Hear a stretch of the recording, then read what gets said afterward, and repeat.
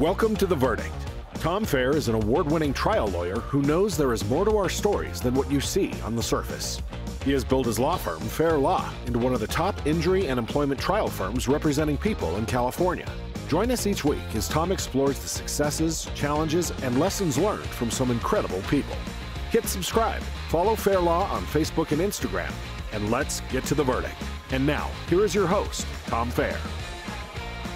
Today, we welcome Sam Kabert to The Verdict. Sam is a successful serial entrepreneur and podcaster, keynote speaker, and a #1 best-selling author. Once recognized as one of Silicon Valley's top 40 under 40 after a 3-year journey to rediscover himself and explore the universe, he aligned with his own truth and is now on a mission to help others bridge the gap between how they conduct themselves in business with mindful practices and how we communicate with everyone around us, all the while prioritizing psychological safety and mental health. Sam, welcome to The Verdict. Thanks so much, Tom, for having me. I appreciate you for how you're showing up in the world. I listened to some of your podcasts before and appreciate the opportunity. Awesome. Well, I'm glad you're our first podcast guest that actually told us that you've listened to some of the podcasts already. So I appreciate that. Absolutely. So I guess tell us just a little bit about your background and how you got started and ended up in business. Yeah, it's, my family's all entrepreneurs, so kind of born into it in a lot of ways. My older brother, I have one sibling, he's a teacher, elementary school teacher. So it's not like we were groomed for it or anything like that. And I kind of stumbled into it just as most people do. In college, I repped a lot of different just brands, from Monster energy drinks to anti-hangover company drinks, like spring break trips, all kinds of stuff. I went to school at Chico State, party school, and lived. Yeah, I lived there above. before. It's so much fun, right? Yeah. So I did the whole thing there, and there's kind of a long story there, but the short version is I had this kind of sixth sense moment where this business idea came to me, and my dad recommended I listen to Think and Grow Rich, actually listening to it on CD back then.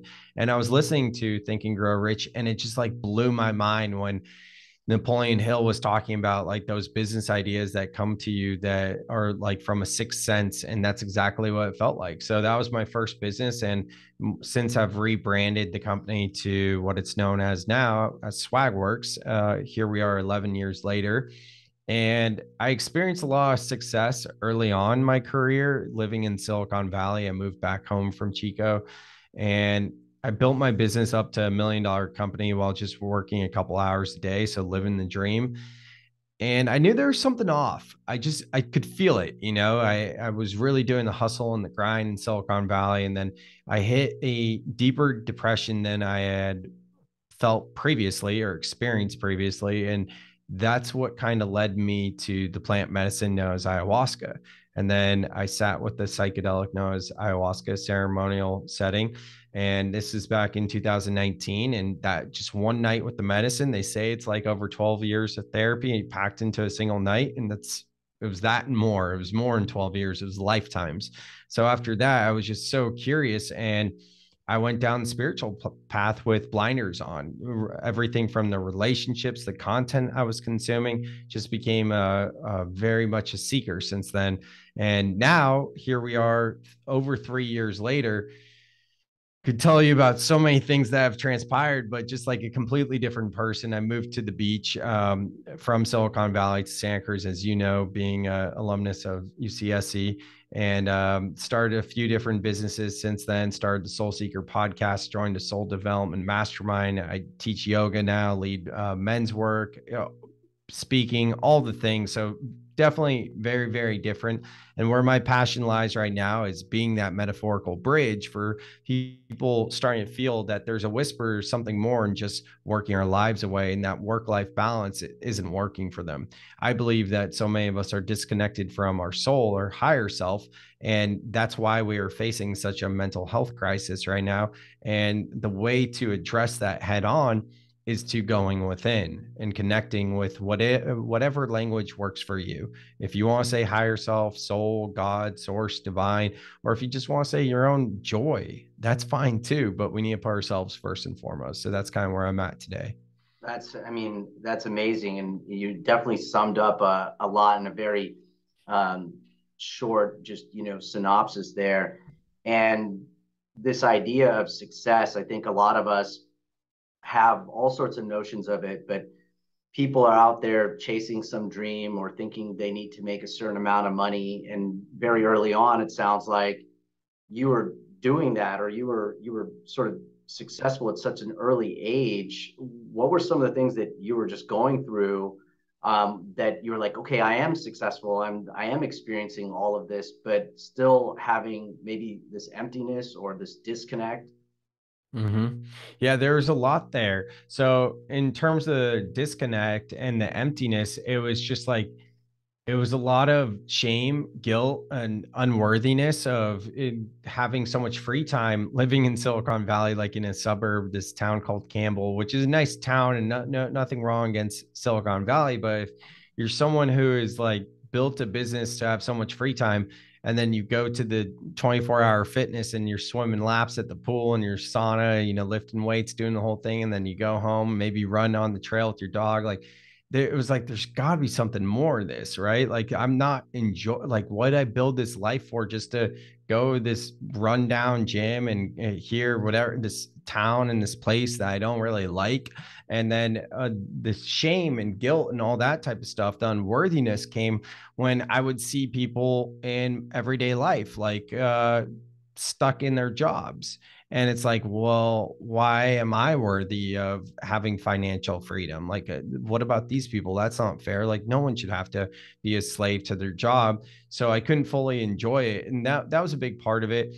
I was in a toxic relationship, on and off again relationship. That was a huge part of it. And I mean, looking back on that, that relationship was just to bring everything to the surface because I wouldn't go within. I didn't know what it meant to go within. We're not taught this type of stuff. And for a while there, I would call myself, after I got into spirituality, after I did ayahuasca, all that stuff, I would call myself a recovering bro, jokingly, being like, and you could look at like Joe Rogan, right? Like Joe Rogan he's someone I've listened to for years, and I've heard him talk so much about like yoga, for example, and someone who is like as macho man as a figure like Rogan, and someone who myself would consider myself like a tough exterior. I hear Rogan talking about yoga, and I'm like, I remember in college when I was doing yoga, and because I was like, I had to say a because, right?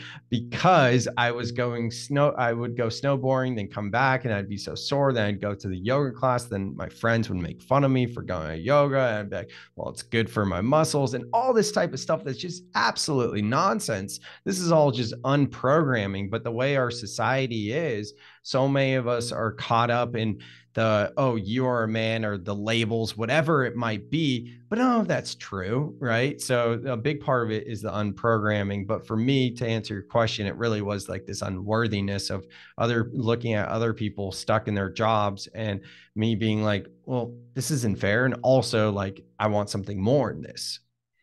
Yeah. Yeah, it's interesting. I mean, I was introduced to meditation at a really early age, and it's funny, I went to Catholic high school, private high school. My parents were like really bent on like getting a good education, and felt I may not get that at a public school. And at a Catholic high school, we had a class on religion, and that's where I actually learned about spirituality and just meditation. And so that's been Wow. something that I was introduced to early on. And actually, like every morning I spend at least a few minutes, and maybe I don't have a lot, but I spend a few minutes just meditating on what, just not trying to think about anything. And obviously things will enter your head, and they're there, and you hold on to them and then release them. But then also this idea of having gratitude and what I'm grateful for in the morning. And that's had a tremendous just impact on me, Big being time. positive. Yeah, I can't agree more. There's so many different ways to go about it. And I tell people a lot, like, it doesn't have to be like a checklist, like, oh, I did a gratitude practice. Oh, I did meditation. I did XYZ. And you start to stress yourself out. And it's kind of counterintuitive when we start to check those boxes. So it can be as simple as like checking in with yourself by closing your eyes and being like, what do I need in this moment right Yeah. now? What is my soul calling for? It can be that And simple. it's interesting. The universe will give that to you. Right. Yeah. How is it that, so yeah, I'm familiar with Joe Rogan, and I've listened to some of his podcasts. And how is it that, I mean, you turned to ayahuasca or learned about that as a potential means for growth Mhm. and healing? Well, in 2018, that's when I got into meditation, and it was very synchronistic. It's there's a series of stories here, and I'll tell certain pieces of it. But at the time, I was leading a young professionals group, and we had an annual event at eBay's headquarters called Pitch Tank. It was our version of Shark Tank, and we had a team that would put it on. And I was just like talking about event planning with a friend this morning, so it's kind of funny. I'm happy to revisit this now, and it would all fall on my shoulders, even though we had a team. Like we had about 5 to 7 startups that would pitch on stage, and we had 3 or 4 sharks, if you will, our investors on stage. Then we had about 20 vendors and 300 attendees. So it was a lot to coordinate. And I definitely had help from the team, but a lot of it just fell on my shoulders and it was very stressful.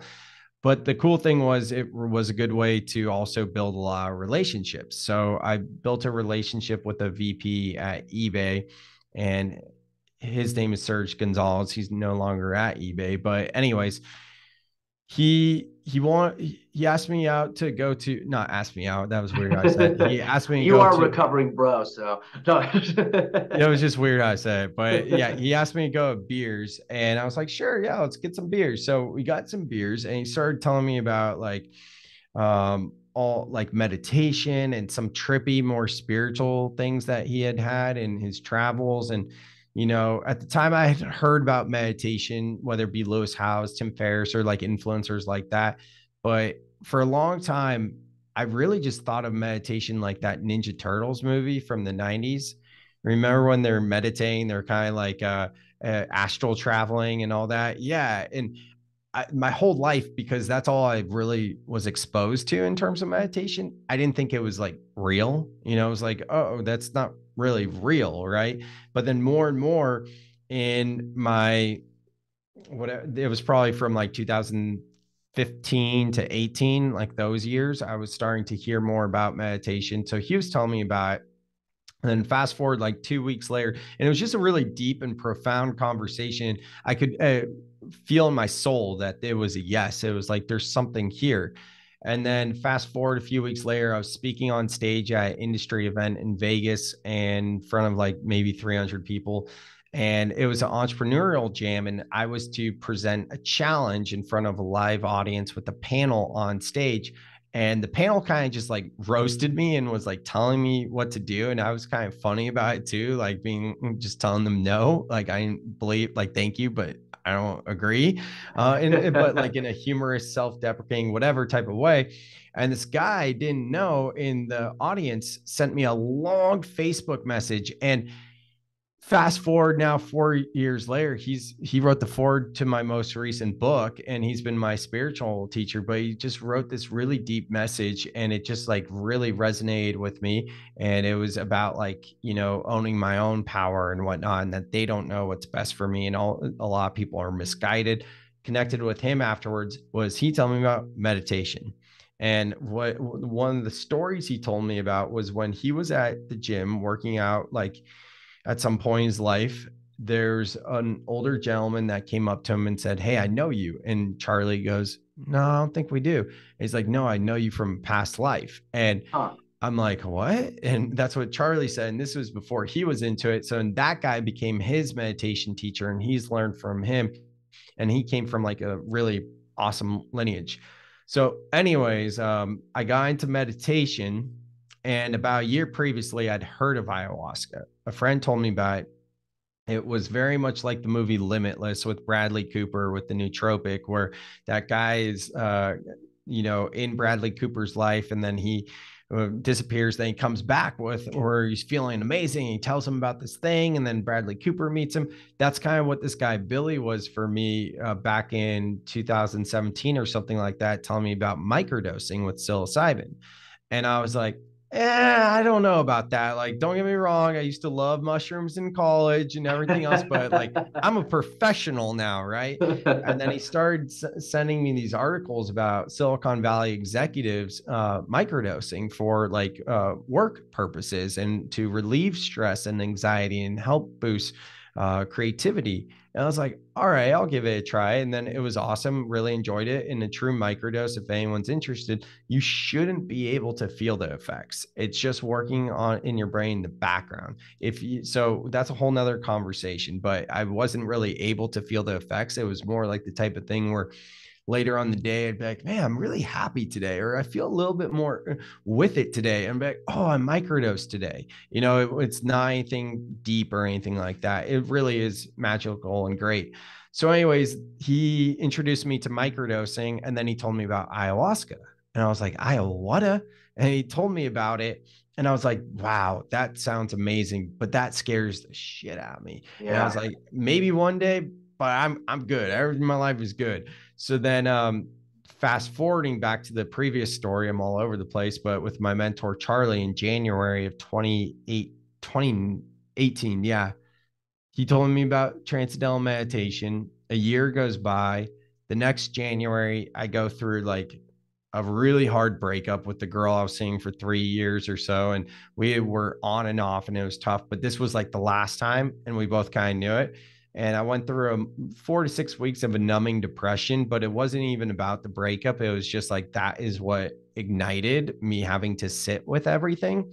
And then ayahuasca came back into my life through a really close friend saying that she was going to ayahuasca ceremony. And I had no idea like she was even feeling that. And I could get into that story. But anyways, she went to that, absolutely changed her life. I signed up like that night and did it 2 weeks later.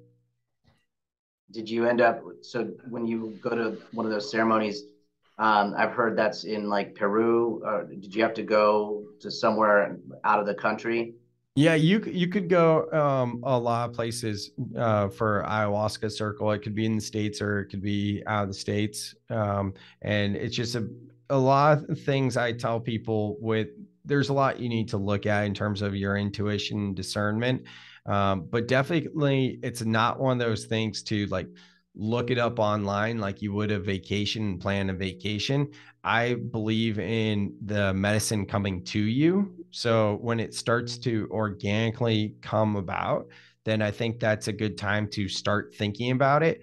But unless you're at like a really, really rock bottom and you really feel called to doing it, I would not suggest to just go online to seek it out. It will come to you if it's meant for you. Yeah. You mentioned something just earlier about, owning your power and getting a message from your now spiritual advisor about owning your power. What did you sort of learn from that? Or is there a power that you found in yourself and that you now own and maybe use to sort of give back to the world? Yeah, that's a great question. And I think most of us unconsciously are giving our power away. And it's just very, very simple things. Just we're not thinking about ourselves first. And to make this practical, it just comes back to self-care. And most of your listeners, I imagine, have been on a plane at some point in their life. And what's something we've all heard if we've been on a plane? Put your oxygen mask on first before helping even a child, right?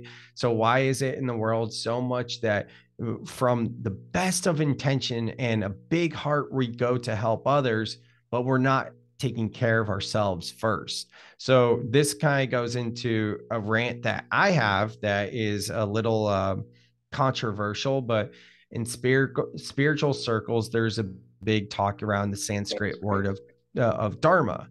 And dharma basically means your mission or your purpose. And whether you're spiritual or not, like the movie Soul by Pixar does a great job of encapsulating this as well. But so many people are focused on like, what is my purpose in life? What is my mission? Right. And I think that's a very externalized narrative that is starting to be internalized, and that changes how we show up in the world, and we put more pressure on ourselves that we need to find this big grandiose thing. And this goes back to taking your power back.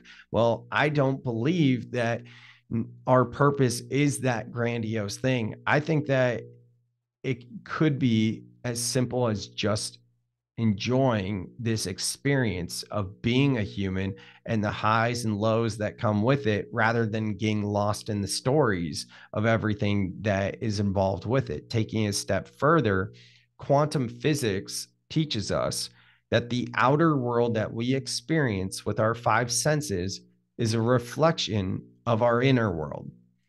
So if we need to do anything at all in terms of something to, whatever it might be that you're feeling called to change in the world, maybe it's as simple as going within, if you believe in quantum physics, and changing your inner state so it reflects outwardly. And then from there, we can change something or, work on a project or whatever. But if we're not filling our own cup first and taking care of ourselves, then it's just adding more chaos to an already chaotic world.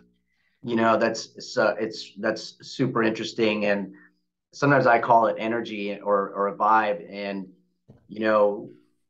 as a trial lawyer, if I go into a courtroom and I am scared or I'm afraid, what is this jury going to do? I mean, I feel like people pick up on that versus whether I can, and it's almost like a distrust thing, because I'm saying, I fear what you're going to do. I don't trust you to make the right decision. And it's such a different energy if I'm like, you know what? I trust these people. I'm going to give them the opportunity to build a relationship of trust. And just that energy that you go in, with is totally will change an entire environment. 100%. And I think about just our own like self-confidence. I mean, if you're gonna go approach somebody, I mean, all of us, many of us have been single at some point, and you go in and you want to talk to that girl that you see or that guy, and if you go in there and you think to yourself, gosh, I'm not worthy of this person, well, that's probably what's going to end up happening. Versus if you're like, well, wait a minute, no, I am worthy, or I love myself enough to know that there's a lot of value there. You're going to have a very different interaction with that person. Absolutely. Couldn't agree more. This idea of going inside, what are some practical ways, I guess, people can go inside or work on that inner stuff to change that for themselves? Yeah, the number one thing that I like to teach is breath work, just closing your eyes, and we can do it right now. Would you like to? Sure.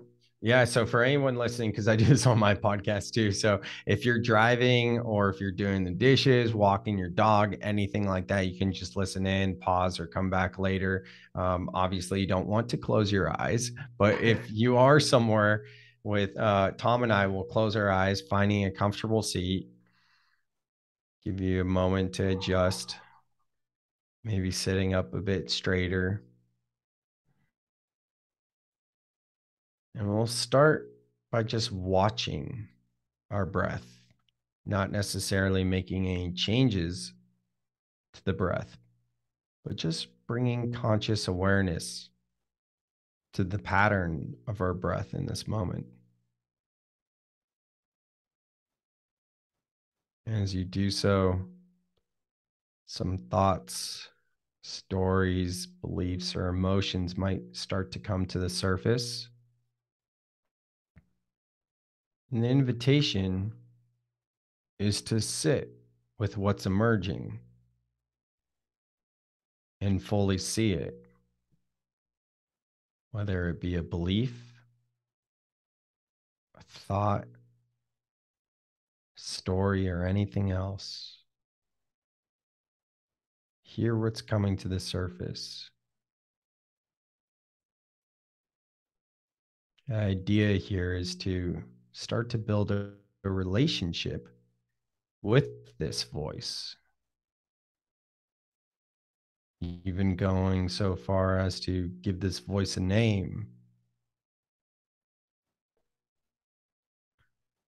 And if you continue with this practice to hear the voices in your head and start to give them names, you'll realize that over time, these voices will start to soften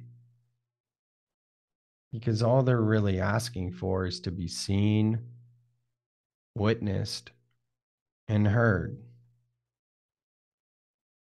Taking a final few moments here to sit with whatever voice is emerging.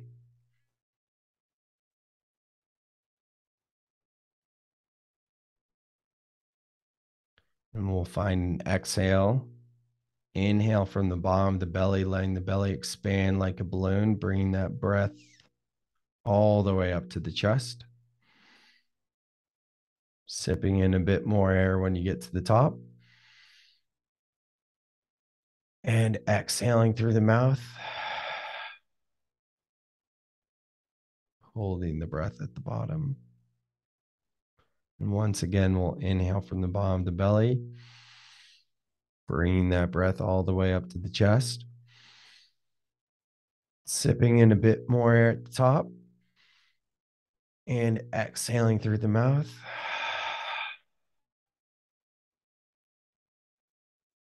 Letting the breath return to the natural state. In your own time, flickering the eyes open. Pretty simple, right? Yeah. And I mean, it's, I feel already so different from like, a couple minutes ago.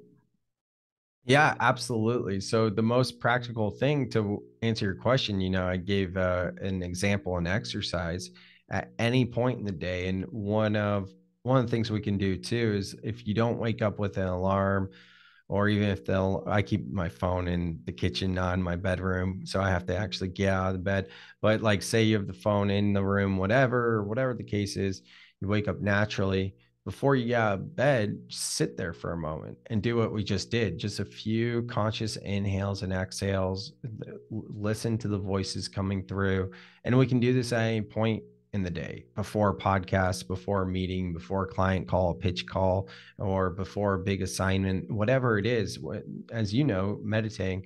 And to take a bit further, what I was talking about with the voices is actually a psychotherapy practice known as internal family systems, IFS, also known as parts work. And it's a great journaling exercise. And the idea is that we all have voices in our head, right? Like we were kind of told when we were younger, at least back then, that we're weird and different. I remember I was metalhead, like going Hot Topic, and they had the shirts that say, like, I hear voices in my head, right? So you're like weird and different. But the truth is, we all hear these voices. And I was doing a private this morning, and gentleman asked if he was a little confused by it, and he was asking some questions. So I walked him through it a little bit deeper. But the idea is like, these voices aren't us. Say there's a voice that comes up that's fear. Say there's another voice that comes up that is worry. It's nice to give it a name, build a relationship with it, and see what it wants. Because when we let fear consume us, that's not who you are. And this is going back to your previous question about owning your power and taking your power back.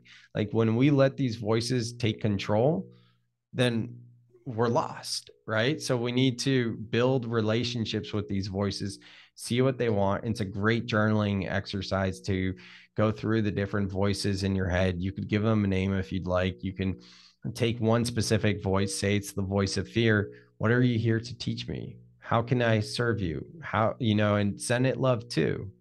So that's Yeah, just one big thing.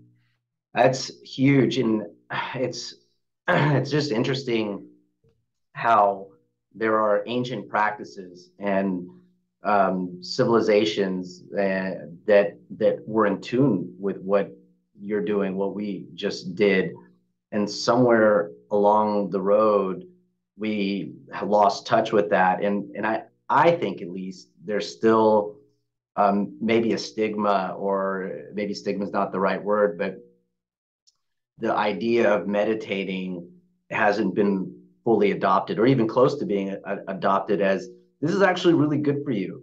And Exactly. and it can do so much for your health, mentally and physically, where we've been okay with all of the prescription drugs that our doctors will give us, right, to fix whatever problem we have. But something like this, I mean, just in that short time that we did that, I felt connected. I felt at peace. I mean, I actually saw this beautiful pasture. Oh, wow. It is like I'm big into landscapes. I love like seeing like blue skies and like green fields, or just the ocean, and sort of this never ending sea of water. But like I got all that, and I could feel like my body sort of this warmth, this nice like glow, and I was within that short period of Exactly. time. So it's just pretty amazing, that we can do that, and just to reconnect. What in terms of what you're doing, I know you also have a book, and I think you even have it up there. Is it Soul Life? Yeah. Soul life balance. Yeah. Can you just tell us a little bit about that book, and tell us Yeah. what's in there, and what sort of drove you to write that? Absolutely. Thank you, Tom. And thank you for sharing that as well. That's beautiful. The soul life balance message is a reframe of work life balance. So there's so many different ways to take this, but work life balance in a lot of ways, I believe, is an illusion to keep us satisfied without really addressing the root problem, right? It's more of a symptom, like, oh, we're getting burned out at work. Let's save for the weekend for being a weekend warrior for a big trip, PTO, retirement one day, all this type of stuff.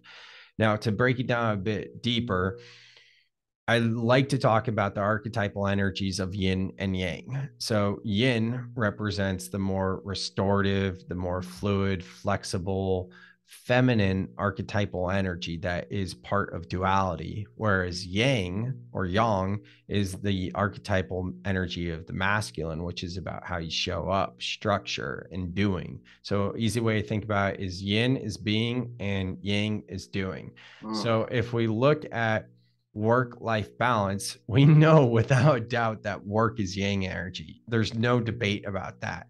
In terms of life, most of us spend our waking hours at work. If you really add up all the hours, most of your time is spent working. 5 out of 7 days a week, most people work. 9 to 5, most people work during those hours.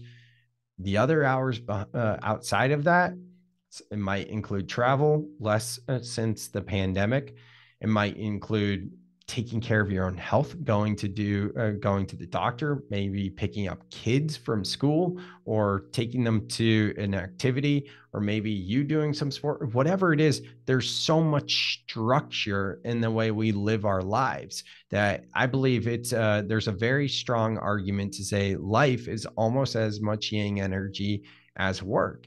And so if you look at the balance, and if you're into spirituality, or this at all, duality, right? The light and the dark and the light, or the yin and the yang, we're out of balance. This is why so many of us are disconnected from our soul, from what I was talking about earlier. We could replace the word soul with joy, because we're over emphasizing the amount of work that gets put on our life. So first and foremost, soul life balance is a reframe of work life balance to realize that work is a part of life, right? So we're going to move work underneath the life equation, and we're going to bring back soul to reconnect with ourselves, to address the mental health crisis that we're seeing. And as an aside, many people don't know this, but in July of this year, just a month before this recording, the number 988 became a hotline number that instantly takes you to a suicide hotline.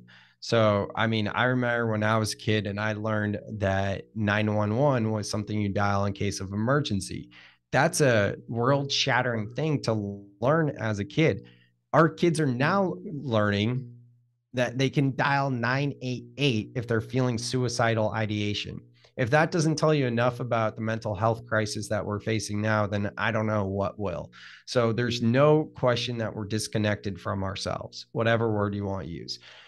So that's why it's soul life balance, not life soul balance. And I'm kind of going a bunch of different ways, but also something that's coming to me right now is the subliminal messaging of work life balance.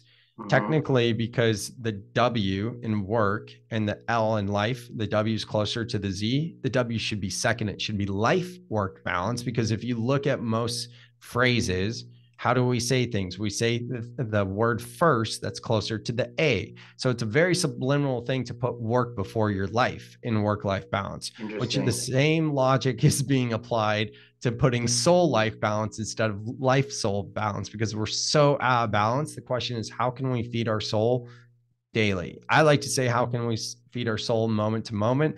But that's really hard to do, right? So if we can just move to daily, right? How can we feed our soul daily? That's the first step.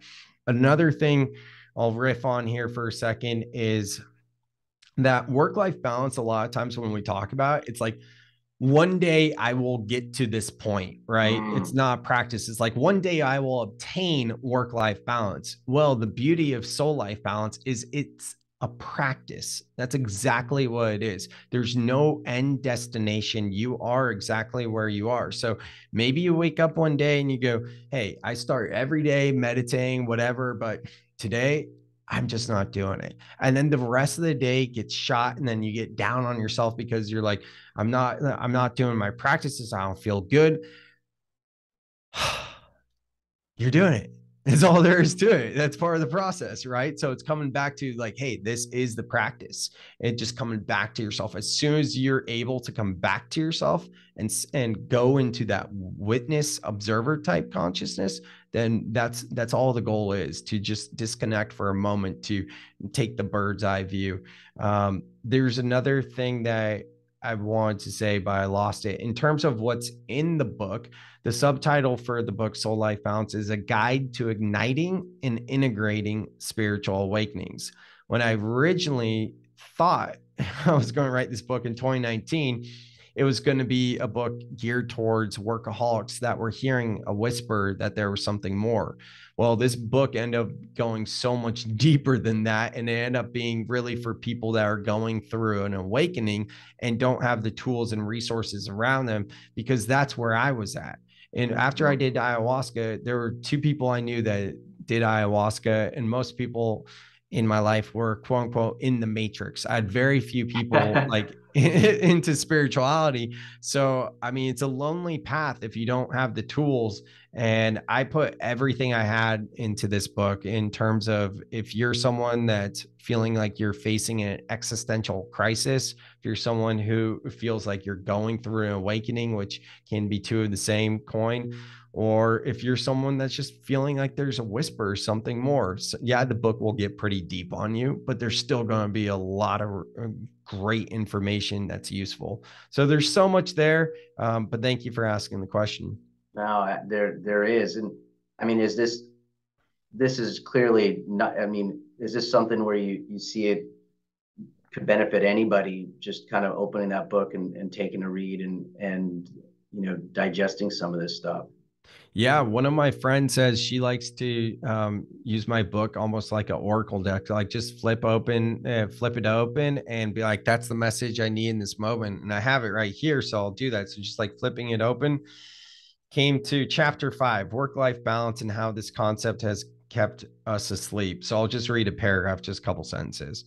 I'd like to invite you to redefine your meaning of work. There's some confusion around the word work because it has two major meanings that are in opposition to one another. The first is work as in to make money. Example, Lauren works in the investment industry. The second is work as in to do something. Example, Alex likes to work in his garden. Anyways, it goes on, but that's kind of interesting right now. Then it goes into that PTO rant and everything else. So, I mean, there's so much here, but How, I guess, because you have this background as an entrepreneur and working in business, and still you have a business, how does all of this, I guess, integrate or translate into business, or for people that maybe don't have too much exposure to this as well, how can they use these tools to have better lives in running businesses or building businesses or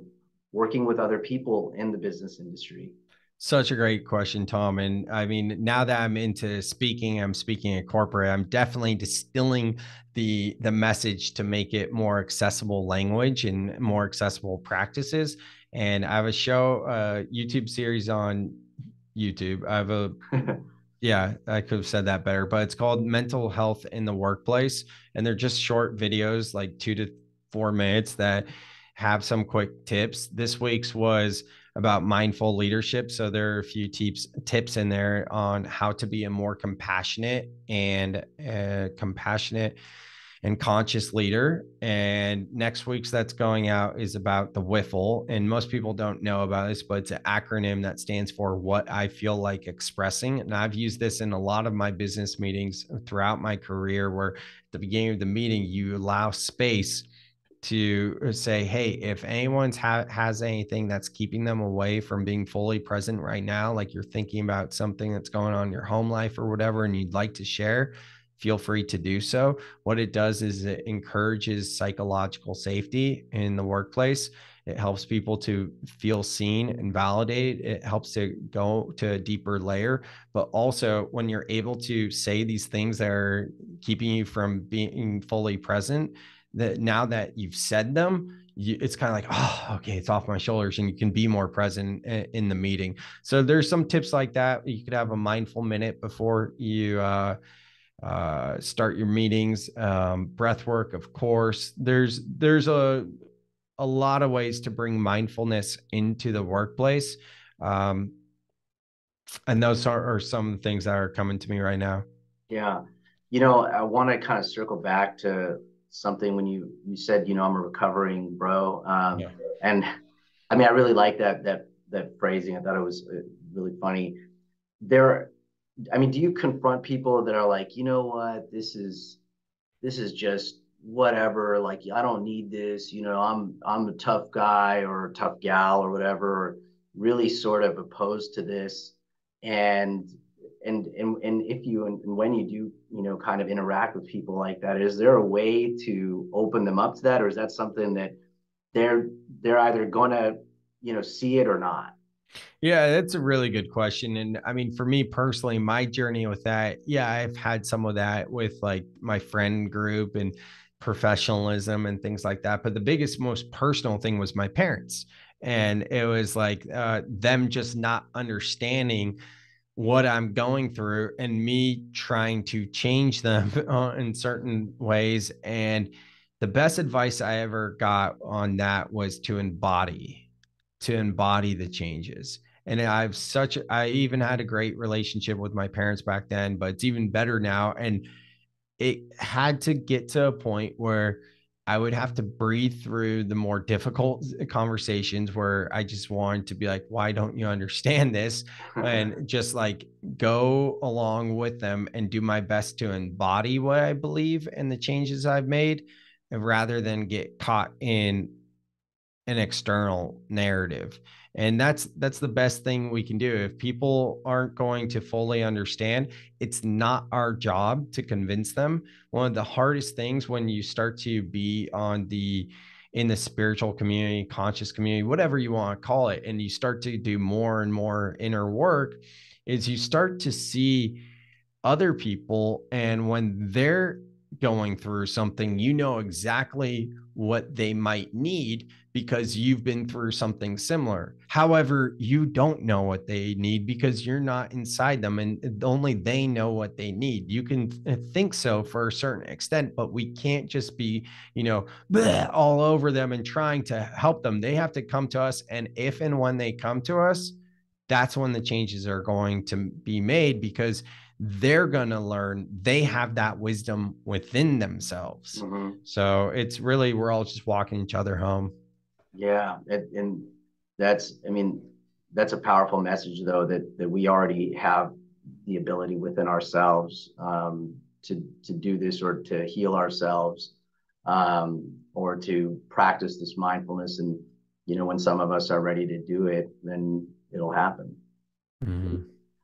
How, I mean, you've had Swagworks for a while, and you've gone through this journey and this transformation, really. How has that changed the business for you? How has that changed Swagworks, or how have you seen sort Yeah. of all of what's happened to you kind of permeate your company? Yeah, I mean, luckily I run a small company with no employees, just freelancers, so I don't have too much of a responsibility in terms of my our finances and everything else. When the pandemic hit, I had already decided that I wanted to create an exit plan to get out of the industry. So I looked at that as an opportunity because I was like, I came from the office supply industry, and it was elevating my creative juices to sell branded merchandise as opposed to pens and paper and ink and things like that. At least now I'm doing branding, right? So when the pandemic hit and a lot of my friends and competitors started selling PPE, face masks, and all that type of stuff, I was like, this brings back my office supply days of selling janitorial products and doing all that other stuff. And there's no creative process here. This is just like selling goods. And I'm like, I'm out. I'm not doing this. So yeah, my business has suffered as a result, because most of the people buying swag aren't really buying as much. Most people, because it's tied to events these days. So Yeah. definitely the business has taken a hit.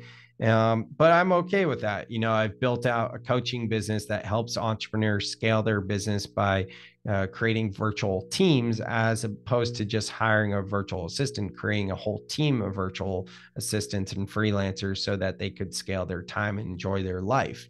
And I have a few courses and coaching programs on that. I created a marketing agency called Wizard Teams. That's basically the same thing as the coaching, but it's done for you. So you come to us, you let us know what you want done. Our team gets it done for you. And then finally, getting into speaking now is where I'm really passionate. So moving forward, my big thing as it relates to business is speaking. Am I still doing the other things? Yeah, sure. But the focus is around speaking and the message of soul life balance. Yeah. With the pandemic, you saw, a lot of this virtual or remote type work. And one of my fears, I mean, in just building a firm and a team, is I have this idea that, I want people here, so that, we can interact and sort of build this culture. And I've always really been into that. I mean, as a lawyer, it's so much of an art and a practice that I just remember always going into a senior attorney's office and being like, how do I do this? Or what do you think about this? And sort of that game planning or strategizing was such a big part of my growth and maturation as an attorney. And I'm wondering, you mentioned this idea of like coaching a team to have, virtual workers. And I'm wondering, what are some of the keys to sort of success if you're a business where you do have a lot of people working virtually or remotely? Oh, you already have people working remotely. What are some of the things? Okay, got it. I would say utilize technology. I think a lot of, especially corporate, not as much like small businesses, but a lot of businesses in general have meetings for the sake of meetings. I think it's important to have meetings for camaraderie, but I think at least if you are virtual, it makes it easier to get things done in your own time. And I understand like the virtual happy hours, and especially during COVID, things like that. For me personally, I'm someone who's like, I don't want to sit at my computer. I don't want to do a bunch of Zoom calls. I don't want to do a bunch of emails, and I don't want anyone to do that. I mean, I understand if you're into that, sure, fine. But I'm not a big proponent of like the virtual happy hour, because I think it makes more sense, especially now that things are opening back up, to get out there and get some sunshine and enjoy the outdoors, or even if it's winter, just doing anything for yourself. So, in terms of working remote, most of what I teach is more about like recruiting, training, managing, standard operating procedures, things like that. And what I talk about as well is like a lot of times when people move from employees to freelancers, they expect it to be easier. And I'm like, well, no, it's probably going to be harder. And this was pre-pandemic as well. It was like, because you're used to working with someone in person in the office. Now you have to do it remote. Also, most of the times it's a lower pay rate. So I'm not someone who is a proponent of like $5 an hour in the Philippines. Like all my VAs are minimum 15 up to like $50 an hour, just depending on where they're at. For me, it's about building a team of specialists. So rather than having one employee that's a jack of all trades, that you don't have a backup, like looking at a sports team, like a depth chart, like who's the next person up. With building a team of VAs, it's not just, oh, my assistant, it's my project manager, it's my graphic designer, it's my audio editor, it's my IT person, it's my web designer, it's my finance person, it's my customer service, whatever it is. If overlap makes sense, then great. If it doesn't, then you build out those positions and then you have a backup for each one and you build out standard operating procedures so it's next person up. And that's more of like what I teach than like a company like yours or something that's like, how do I make a transition from being in person to remote? Got it. And if people want to find out more about you or the services that you're offering, consulting, or if they wanted to have you speak, where can they go and look that up?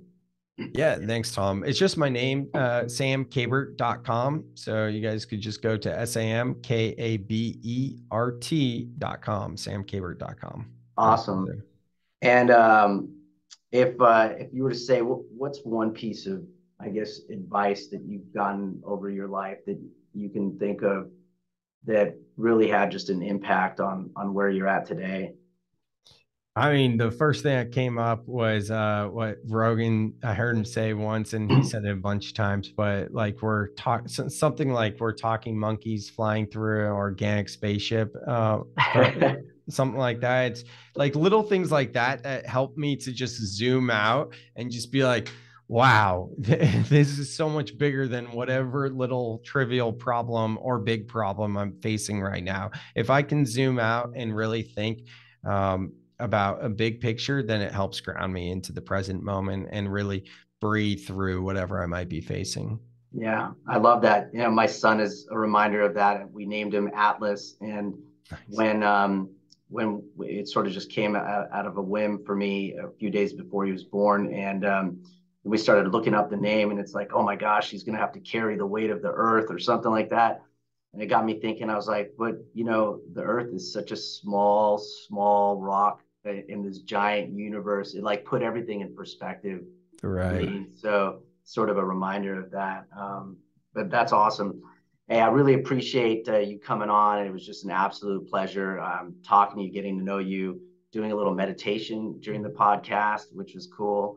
So thanks again for coming on and sharing all that with us. Absolutely. Thank you, Tom. Appreciate it.